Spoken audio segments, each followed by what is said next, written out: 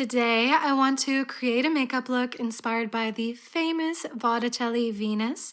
And as much as a look like this is about trying to get some of the colors right, it's also about recreating the energy and kind of the symbolism tied into this painting. One major reason it's not really about exactly the colors is because when you look up this painting, there's different color grades of it. There's warm, more saturated ones, soft and bright ones. So there's a little bit of guesswork involved in trying to get the look right. But also this image, this painting, the Roman goddess Venus has so much symbolism tied to her. She's the goddess of love and beauty and fertility, just like her Greek counterpart Aphrodite. So there's this soft, sensual, womanly energy. But with this image in particular, it's her birth, her emergence from the ocean. So there's this kind of innocence and freshness to it as well to bear in mind. So this is my favorite kind of way to create a makeup look. It's not about trying to get every detail exactly right, but really capture the energy of a look. So I encourage you to do the same with any kind of art or something that inspires you. So I will share my thoughts and process and also share ways I think you can accommodate this for your potential features or different colorings. So that's the plan for today. Let's get into it. So starting with the base, of course, with my approach today, I'm going to switch it up a little bit than my usual approach to a painterly look. I usually like to keep things very skin-like, very soft, matte in a way. It gives this soft diffusion to the face. It doesn't look too modern with like ultra glowy styles or too matte and like full coverage.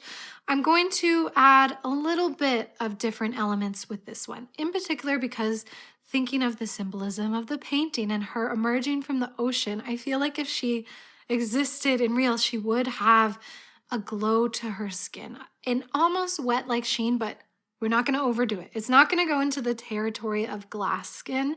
It's going to stay very lit from within, a little bit oceanic in a way. So my favorite combination for this kind of finish lately has been starting with the Charlotte Tilbury Hollywood Flawless Filter. This has been my favorite glow product forever. And the trick with it, I find, is just not to overdo it. And that's really the theme with the skin here. We want the glow. We want that fresh radiance, but let's just keep it as scaled back as we can, dial it back. I love this one because there is a little bit of coverage right away. And look, if you have fabulous skin, maybe just this and a little bit of concealer will work for you. But I do have a little bit of a breakout going on. I'm going to want the foundation to do a lot of coverage, a lot of brightening to the face. So for my foundation, I'm going to use a combination. I have the Fenty Soft Lit in 120. This one has a soft glow to it.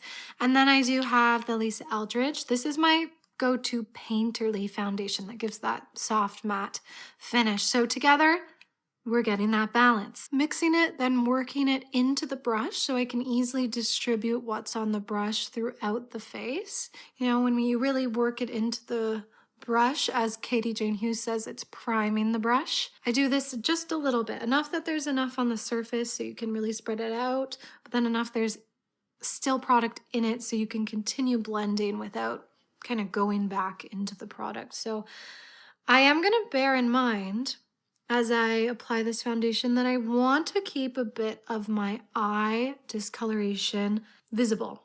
This is different than my haunting looks in that with those ones I'm like very about keeping the under eyes. This one's more just keeping the coverage very light. So I'm not going to go there until most of the product is out of the brush.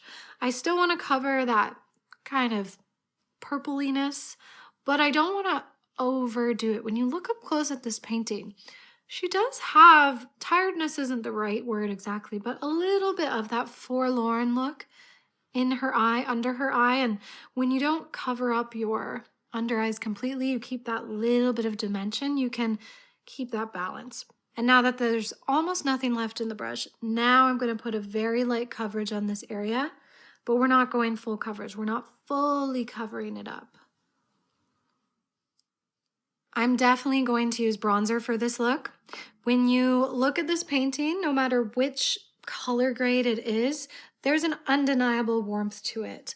Against the blue sky, the blue ocean, the Botticelli Venus, she just looks so warm and glowing. So I want to apply bronzer in this more diffused way, like it's working its way into so much of the complexion, but it's being used less to contour and more to add that overall sun-kissed diffused warmth. So I'm using my favorite bronzer. I use it all the time, Rare Beauty in Bright Side. I think even if you're cool tone, a touch of warmth in some way all over, as if you've just gotten a tan, works very nicely for this.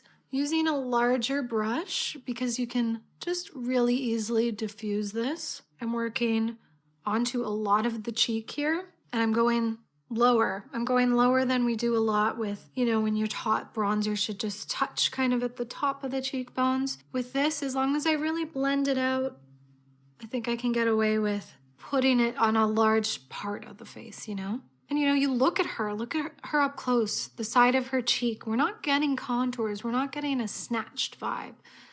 So think of how when you apply your products, it's about that broader stroke rather than more pinpointing things. For the blush, I'm gonna go in with this Holika Jelly Dough blusher in the shade Nuts Jelly. Okay, this is a new shade to me, but I think it's gonna work really nicely. I'm going to do the same thing, go in with this diffused approach, and I think this color will go nicely with the bronzer. And I'm going for that lower placement. This is what I always do for those painterly looks. Just starting in the center. Like you can see that there's dimension like right here at the center of her face. So starting there and blending it from there. What I like about this so far, when I've swatched it before, is that it's like a coral or a peach, but it's more muted and light rather than vibrant. So you can use a shade of coral or peach that works best for you. I was thinking about, for example, the KJH brand. I'll just compare really quickly. This is the soft coral. It's more of a vibrant kind of coral shade than this one here. You know, you can see that there's almost more of a red base to this one. This one is more akin to the bronzer. So I do think it kind of blends nicely so that it's a very soft focus, diffused effect. But if you have more saturation in your appearance, you can probably get away with a more vibrant kind of blush. And then rather than going in with a brightening concealer, I'm just going to use a little bit of powder to brighten up the center of the face. This is from Typology. It has a soft yellowness to it. A little bit of warmth rather than something like a pink powder. And then setting down the eyes. And then when it comes to the lip shade, I was trying out a couple shades the other day and I felt like I was very quickly going too deep with it because some of those color grades look a lot darker, really rich and like a terracotta. So I think if you have a deeper complexion, moving into some terracottas, some deeper corals and browns even is going to look quite nice. But if you're more fair, I think you have to kind of keep it a little bit toned back while still playing into those warm, kind of earthy shades. So that kind of like peachiness, but a touch muted. So the shade for a liner I'm going to use is Spice from MAC. And I am going to do a little bit of a Cupid's bow definition. After all, Cupid is the son of Venus. And then defining the Cupid's bow kind of keeps it feeling a bit more timeless. Rather, skipping over it is more modern. So when I start, I'm just going to make sure to get that definition right off the bat.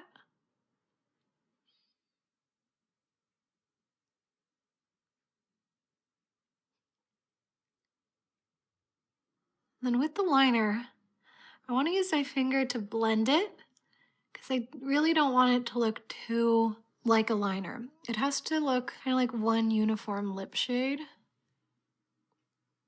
And then I'm going to take from Flower Nose, also fittingly called Cupid, this lighter shade at the center of the lip.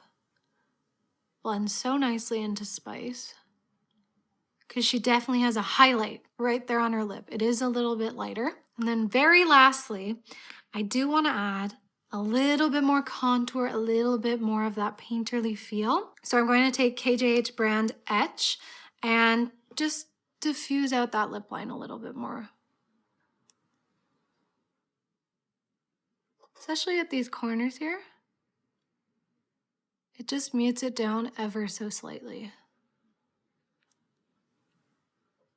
You know, feel free to go for a slightly smudgy kind of lip line.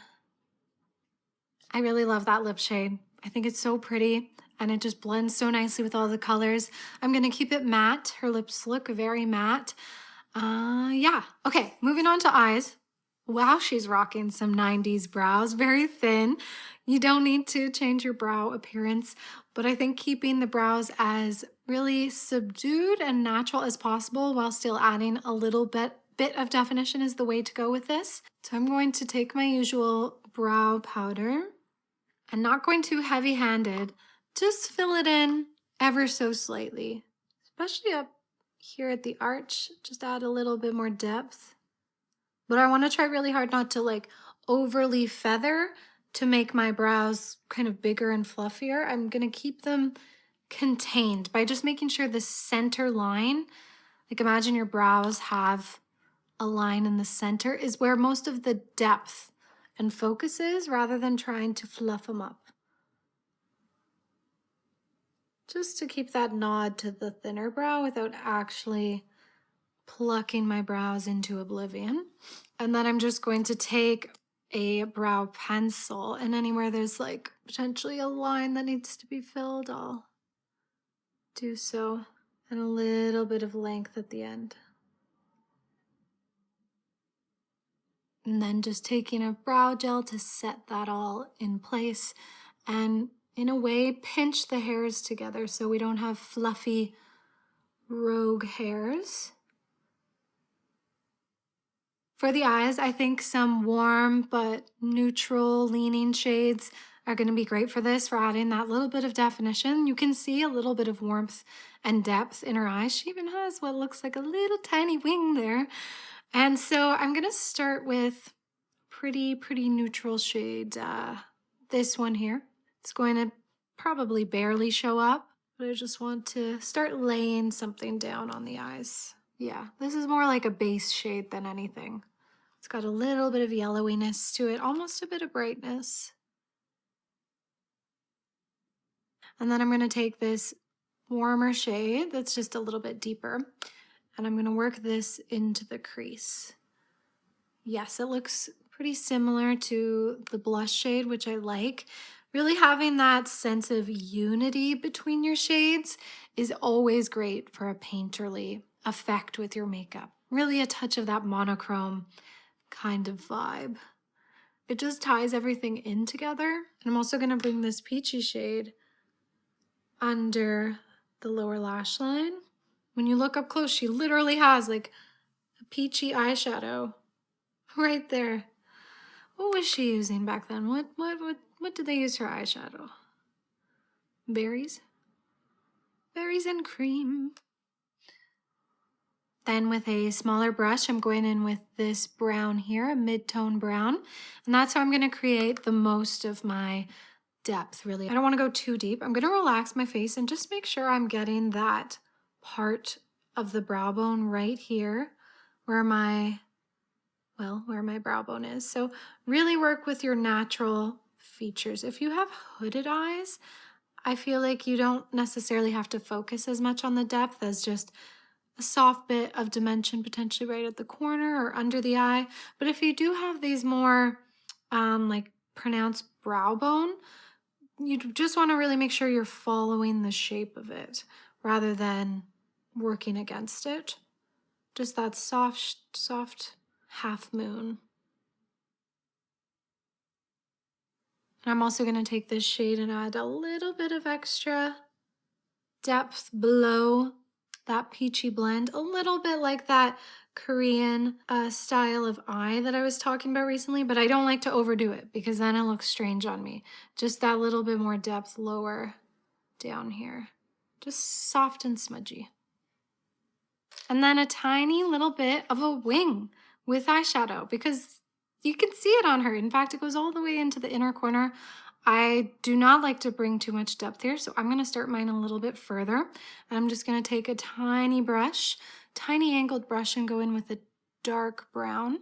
And very, very gently, very precisely wedge it into the lash line. I don't want it to get too thick. It's just like slightly detailing the upper lash line. So just really get into that. It's almost like a little ridge. You can feel it. Like your eye goes like this ever so slightly. And then with the wing, just go more down. Like follow the natural direction.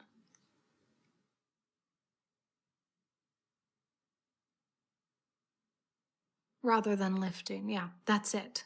That's all you want to do. Now just a couple of finishing touches. I'm going to use a liner in the waterline, Beige Flag from Urban Decay. I just always like that little bit of brightening in the waterline when it comes to, well, honestly, I love this with so many looks, but it's not good to do this every day. But it just adds that pop and brightening that mimics the way a painter would do the same to create magnetism towards the eyes. That little hint of something there. And then I'm going to use an interesting mascara, new to me. It's a gray taupe mascara, and it's the Etude Curl Fix, and it's a very subtle kind of mascara, so I think it's perfect for this kind of look because it just softly defines the lashes, keeps things lighter if you have a lighter complexion. So I'm just going to go at the root here. And it kind of looks like my lash shade naturally, but a little bit darker. So this is way more subtle than a black, of course, and then even more subtle than a dark brown. The only thing I will say is I found it very difficult to get off.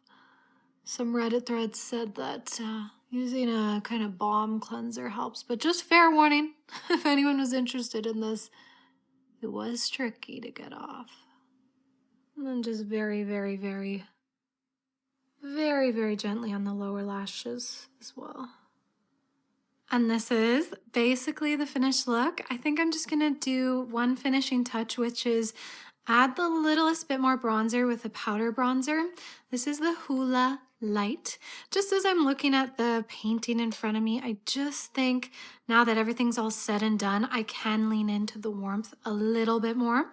So I'm just taking that with a fluffy brush, and I just wanna add that little extra bit that kind of adds definition into the face, so it's less of the diffused kind of application and more of the little bit more focused. It's gonna be so subtle, but I just feel like leaning into the warmth really just makes sense with this one.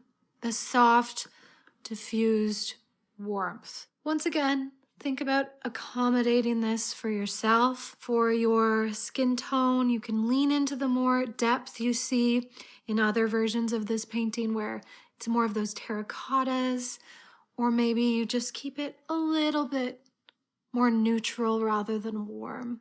You can always make adjustments. I don't know how much of a difference that made, but I feel like it added that little bit more depth and warmth, which I like. And this is the finished look. I really like it. I really think it's all about those little details, the little things like the extra bit of contour around the lip, the way you play into the same kinds of colors on the eyes as on the cheeks, and really finding that unity within the look, that overall feeling that everything's playing into each other and harmonizing and complementing each other.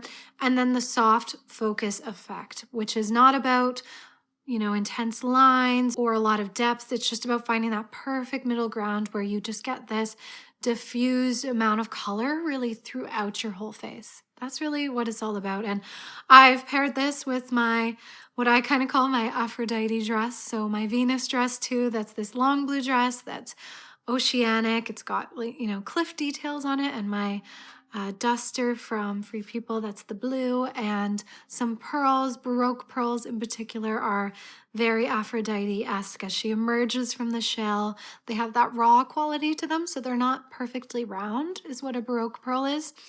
I love them. I will link these earrings down below. They're one of my faves. And then a little pearl here as well. And if you're interested in how I did my hair like this, I do have a tutorial on that as well.